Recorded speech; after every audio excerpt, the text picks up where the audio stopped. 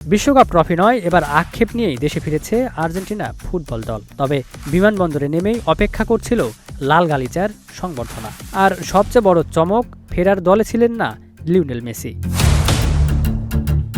স্পেনের কাছে ফাইনালে 1-0 গোলে হেরে রানার্স আপ হয়েই দেশে ফিরেছে আর্জেন্টিনা জাতীয় ফুটবল দল। সোমবার বুয়েন্স আইরেসের এজেইজা আন্তর্জাতিক বিমানবন্দরে পৌঁছান প্রধান কোচ লিওনেল স্কালোনি ও দলের সদস্যরা। সেখানে লাল গালিচা সংবর্ধনা এবং সামরিক বাদ্যযন্ত্রের মাধ্যমে তাদের স্বাগত জানানো হয়।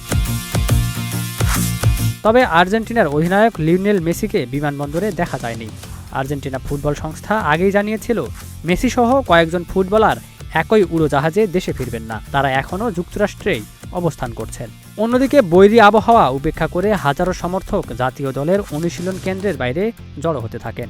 নীল সাদা পতাকা ও ছাতা হাতে তারা রানার্স আপ দলকেও উষ্ণ ভালোবাসায় বরণ করে নেন। ফাইনালের পর বুয়েন্স আইরেসের ঐতিহাসিক ওবেলিস্ক চত্বরে সমর্থকদের উচ্ছ্বাসে মুখর পরিবেশ তৈরি হলেও রাতের শেষ দিকে কিছু উচ্ছৃঙ্খল ব্যক্তির সঙ্গে পুলিশের সংঘর্ষ বেঁধে যায়।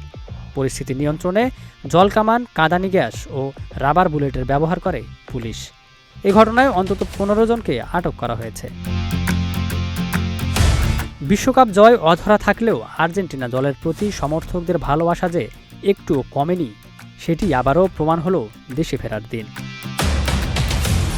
Ikramuzzaman, news flash 721।